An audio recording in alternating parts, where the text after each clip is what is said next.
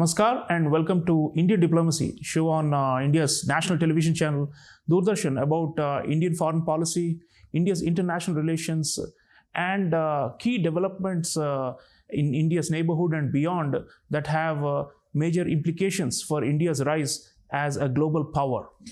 Viewers, in this episode, we are unpacking a major problematic phenomenon. This is the Islamic Republic of Pakistan and its consistent, undying, and long-running habit of sponsoring terrorism in South Asia and beyond.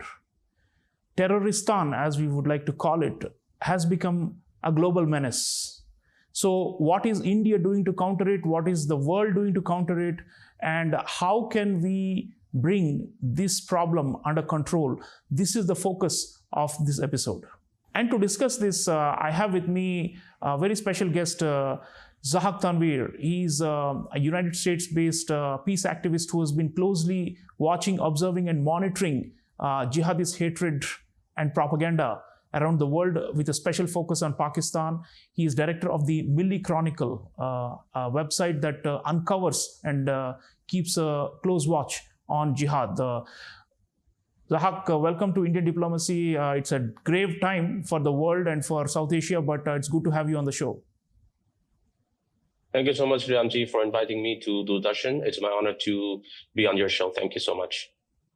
Zahack, I want to start with Operation Sindoor that the Indian military conducted using precision-guided munitions, and they destroyed 9 terrorist training camps in Pakistan.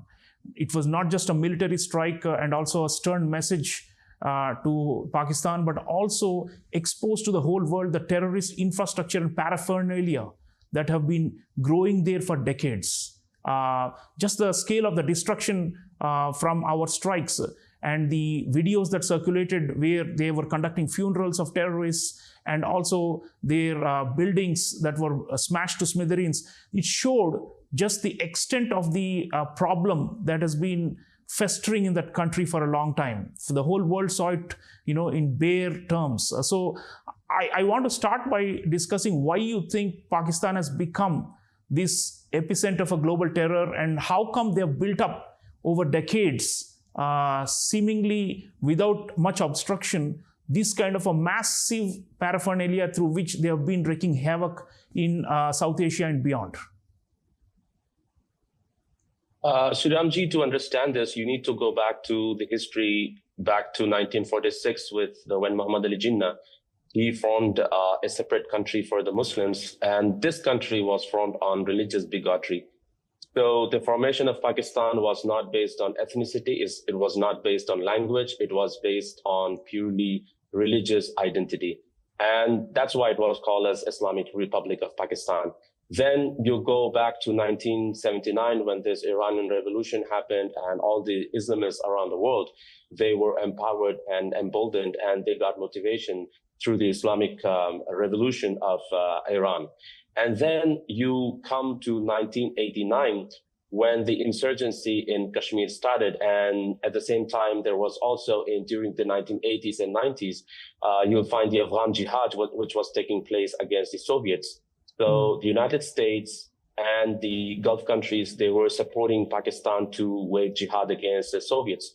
And Pakistan became the home and it became the host for the global Mujahideen and the Ummah Mujahideen joining Pakistan and waging jihad against the Soviets.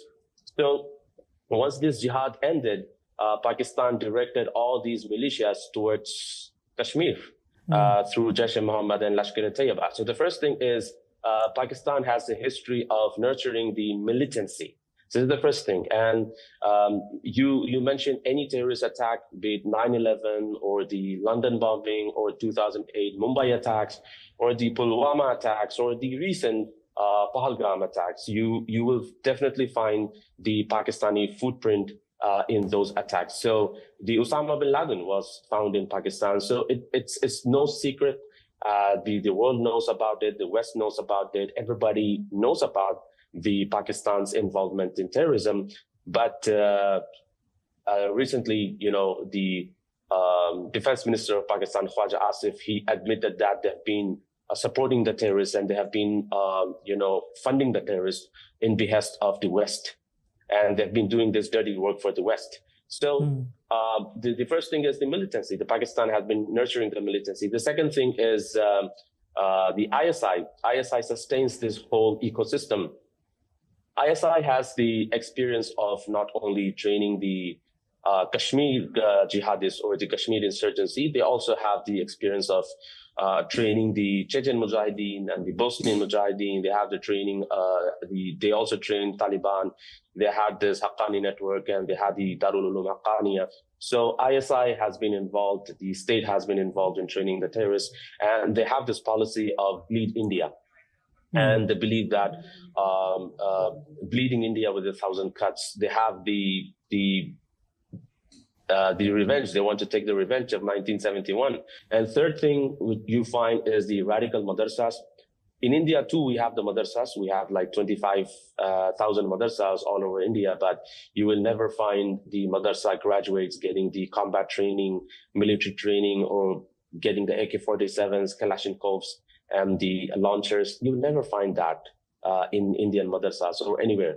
But in Pakistan, you see that the poor youth were picked up and are picked up from different places, and they are given the jihadi training. And last year, in the last year, in May and June, I was with some of the Pakistanis from Afghanistan, from Peshawar, from Waziristan, and from movement agencies from some of these places. And you'll be surprised to know that these Pakistanis, they could not even read, they could not even write. And even if you ask them to check the time, they were unable to check the time. So the height of illiteracy Pakistan has, the height of poverty that Pakistan has. So the poverty and illiteracy is often exploited by the organizations like Jaish-e-Mohammed and Lashkar-e-Tayyiba, and obviously with the state support and the ISI support. And the fourth thing is the strategic location of Pakistan. It shares borders with Afghanistan and the line of control. So the line of control, Pakistan has been using that base to smuggle drugs and weapons inside India. It's attempted many times. In 2023, I visited the Social Credit border, and I found some of the tunnels India found, and India closed those tunnels. And Pakistan used and have been using those tunnels to smuggle weapons and drugs. So Pakistan has been doing this nefarious agenda for a long time, and the world knows about it, but unfortunately, the world is unable and they're not unified to take action against Pakistan. Yep, Zahack, that's a pretty comprehensive response. You've laid out both the historical and the contemporary factors. Now, we already mentioned the fact that, United States financed and armed the Mujahideen in Afghanistan using Pakistan as the launch pad. Since then, there is this mushrooming of this jihad culture and this jihad industry there, with tens of thousands, if not millions of young people being lured into this holy war business. But the point about foreign powers, let's dwell a little bit.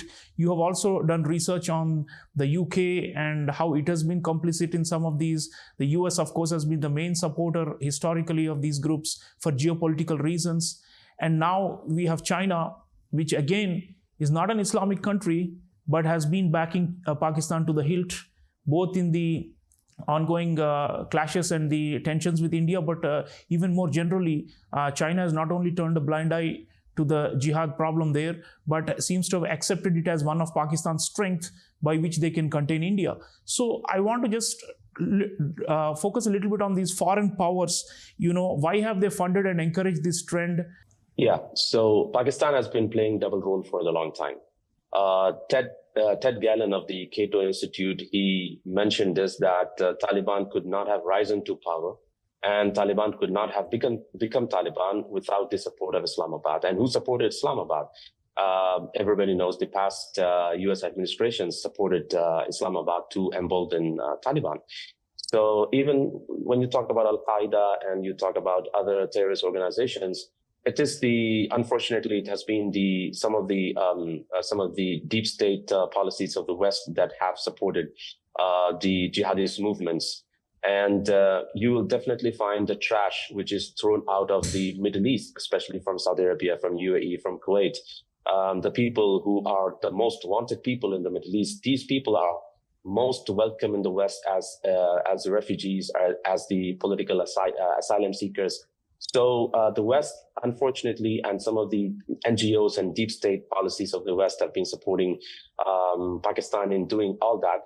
And you would find the hypocrisy of Pakistan in 2001 when Pakistan gave the basis to the United States to fight Taliban. But at the same time, Pakistan was also inviting the Mujahideen and training them and unleashing them against the US forces. And US knew about it. And since 2001, the United States has given almost $33 billion to Pakistan to help United States find the culprits and the NATO forces to help the NATO forces in Afghanistan. So Pakistan has been doing this dirty job by supporting the Mujahideen, at the same time supporting the American forces kill the Mujahideen. And by this, Pakistan has almost lost the face in the region. Now, Afghanistan doesn't trust Pakistan, and you see that Afghanistan has been siding with India. And the second point here is the China. So China is a monster in the region. You would see that China doesn't tolerate any kind of militancy on its own soil. You see how China is dealing with the Xinjiang Muslims. China is demolishing masjids, mosques, and China is replacing the dome of the masjids with the Chinese architecture. China has been replacing the Quranic verses, the ayats written on the walls of the masjids with the communist slogans. But the Pakistan, the so-called custodian of the Ummah, is not doing anything with China. In fact, China has been helping Pakistan with the drones, with the bombs. When the failed Pakistan attempt was done in Punjab, the Chinese bombs were found in Punjab, in Indian Punjab. So China has been doing this, and China is countering the IMEC, that is the economic corridor from India to the Middle East to the Europe. And China has its own Belt Road Initiative, and China wants to have access directly to the Arabian Sea through the Gwadar. And for that reason, China vetoed the UN sanction against Jaish-e-Mohammed's Masood Azhar till 2019. So these powers have been the major, you would say, the enablers of terrorism. They know what terrorism is. They know who these organizations are, and still they are supplying weapons and they are helping these terrorists gain upper hand. Yeah, so instrumental usage of Pakistan and Pakistan's willingness, like you said, to do the dirty jobs has enabled this jihad menace to grow there. Great powers have tried to utilize Pakistan for geopolitical goals, and in the end, they have ended up creating something far worse for the region. Now, Zahack, let's move to, we already talked about US and China, great powers, but let's talk about some other, regional powers who have consistently backed Pakistan in the name of, Ummah or religious solidarity or some other factors. We see, for example, Turkey, we see Azerbaijan, and to a lesser extent, Malaysia. So some of these countries have also been enabling Pakistan's jihad problem and also beefing up its military. For example, a lot of the drones and the offensive weapons that we have seen Pakistan using against India after we launched Operation Sindoor have been Turkish in origin. So apart from China, which of course accounts for 81% of Pakistan's military imports in the last 5 years, some of these smaller countries have also been drumming up support for Pakistan and also, in a way, not just allying, but also sponsoring this state as it moves forward with its jihad agenda. And it's clear that I think we have to name and shame these countries for being abettors and sponsors of terrorism indirectly, because by supporting Pakistan to the hilt, come what may, they are also feeding this monster that's been growing there. So let's talk about some of these countries and their motivations for supporting Pakistan. So Turkey has the Islamic reasons as well. Turkey and Tayyip Erdogan wants to revive the old Khilafah Uthmaniyya, the old Ottoman Caliphate. So Turkey dreams of reforming or re-establishing the Khilafah in the entire Hijaz, the Middle East, and also to cover Pakistan as well. And among the Muslim countries, some of the powerful armies, especially the Sunni countries, you have the Pakistan, you have Egypt, you have Turkey, you have Malaysia, and the Indonesian army to some extent, and Lebanon. So these armies in the Muslim countries are considered to be the most powerful armies. For some extent, Saudi Arabia used to fund Pakistan through religious institutions. But after Crown Prince Mohammed bin Salman became the Crown Prince and became the Prime Minister of Saudi Arabia, he stopped this funding. And you can find through the sermons and through the khutbahs of the Pakistani preachers, they have been demonizing Saudi Arabia because Saudi Arabia has stopped the funding to Pakistan. So Turkey has the Islamic reason for that. And in fact, one of the units of the Pakistani police, Dolphin Police, has been trained by Turkey. And you go back to 2020 when Imran Khan was in power, he dubbed the Pakistani drama Urturul, and it was kind of a propaganda drama of Turkey. So it was telecast on Pakistan's national television, PTV, and they did it in Pakistan. And a lot of youth were in the fantasy of reviving the Ottoman Caliphate. So yes, Turkey has been backing Pakistan for the Islamic reasons. And you have Azerbaijan.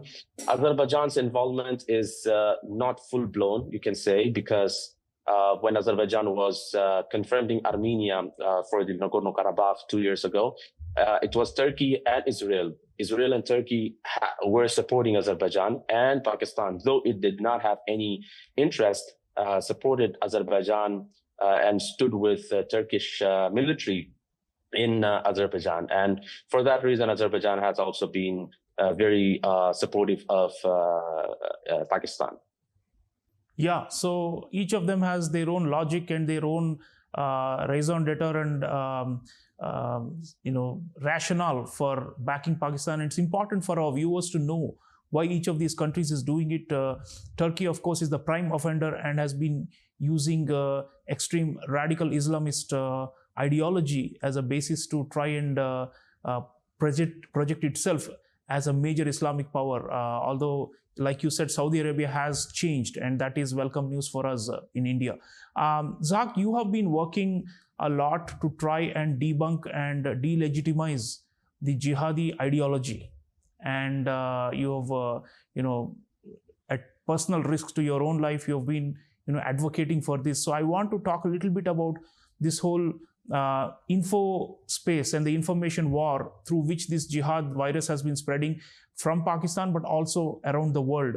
And, Pakistan is often seen as a heroic player in this jihadi universe because it is, as we said, it's the epicenter with a huge infrastructure, and it's training so many people to fight in the name of religion. So the question is, this narrative building, how can we counter this sympathy and support for Islamist and jihadist ideology? And what do you see are the ways and means by which your kind of work can, spread and influence more people around the world? What are you doing yourselves? And this whole, propaganda of the Pakistanis is that Islam is in danger. Muslims are being persecuted, and we have to therefore fight for the religion. This is, of course, totally unsubstantiated and out of context, but that's how they equate Kashmir with Palestine and with Chechnya and with Syria and so many other causes, and they build this worldview, or Weltanschauung as we call it, which is based on victimhood, and that Muslims are suffering and are being killed and abused, and therefore we have to take revenge, we have to fight.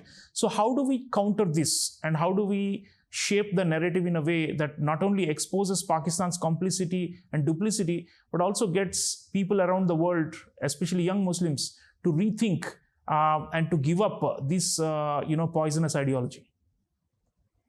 That's a very interesting question. Pakistan has been doing this since 1946. So Muhammad Ali Jinnah, when he said that the Hindus, the majority of Hindus, will gonna be killing the Muslims, so Maulana Abul Kalam Azad, he stood up and he said that this is not true. So on one hand, Muhammad Ali Jinnah was peddling this narrative that the majority of Hindus will gonna be eliminating us or fighting us. On the other side, you had Maulana Abul Kalam Azad along with Sardar Vallabhbhai Patel, who were opposing the two-nation theory, and Maulana Abul Kalam Azad said that this is not true. At that time, the Muslims were 9%, and now you see in India, you have Muslims almost 15 to 18%. And compared with Pakistan, the Hindus were almost 30% in 1946, and now you see the Hindus have vanished in Pakistan. The Christian minority in Pakistan is dwindling, and not only Pakistan. You compare it with any Muslim majority country, and I'm a proud Muslim, by the way, but I have to admit this problem that in most of the Muslim majority countries, the minorities don't have equal rights. The minorities don't have the right. But when you compare it with India, India has given freedom and rights to not only the Muslims, but also the Muslim sects.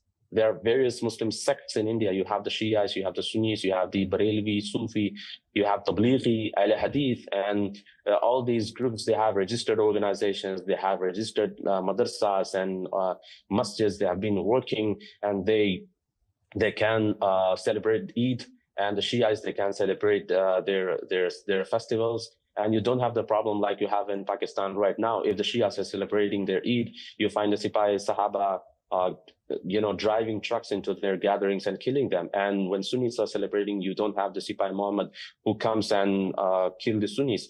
But in India, the Muslims are really, really safe. And this fake propaganda has been happening for the past 7 decades. And unfortunately, I have to say that a lot of Muslim organizations, and not only the Muslim organizations, but also some of the minority appeasing political parties inside India, they also have been peddling this victimhood mentality. So the first thing the Muslims have to get out is the victimhood mentality, and this is what the Pakistan thrives on.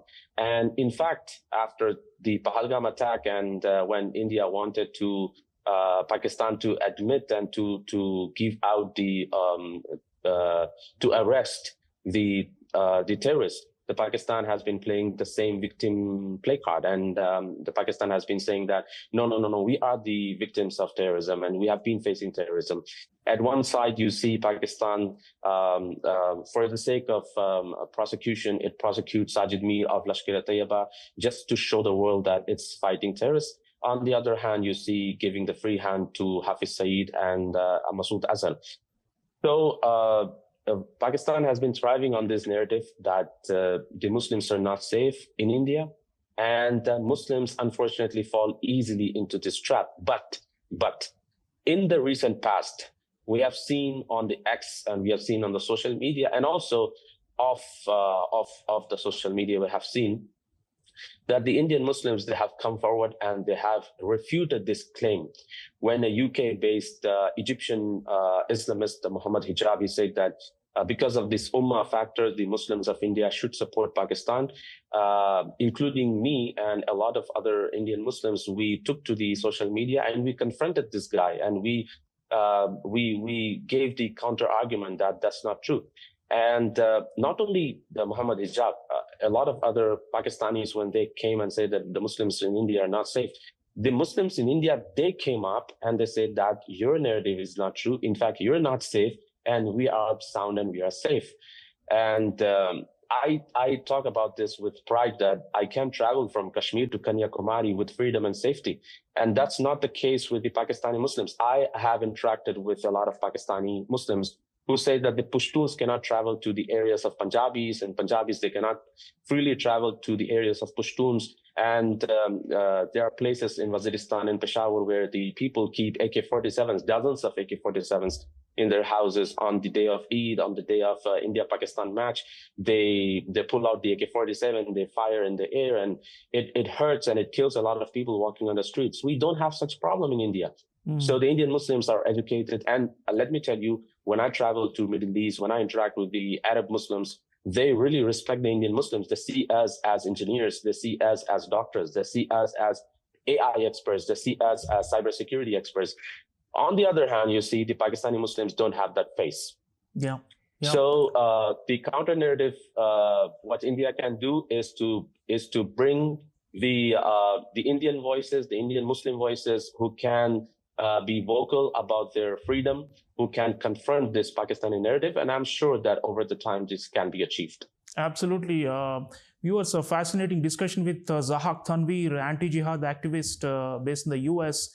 One of the main takeaways for me is that this is not about religion. This is about a certain type of state and state establishment and its willingness to use religion to meet its power hunger, its willingness to use poisonous ideology in order to prolong its rule in Pakistan. So the military establishment as well as the clerical establishment that is aligned with it, as they say, Allah and army, the so-called, the two have come together in Pakistan and become a very, very poisonous brew. And now we are talking about antidotes to this. And in the long run, India is already giving a befitting military response to Pakistani aggression and misadventures. But beyond the kinetic, we have to focus on the minds and hearts of young people, and the voices of moderate Muslims, especially from India, have to come out, and they need to show that there is a different way where you can manage faith and also nationalism, and the two can go together. The kind of fake nationalism that they've created in Pakistan, which is based on hatred and on violence, has to be rejected by the world. And until that time, this is going to be a long ideological struggle. I want to thank Zahack Tanvir for sharing valuable insights and for doing courageous work. Thank you, Zahack, for joining me. Thank you, Sreeram, for inviting me. It's my honor. Thank you so much.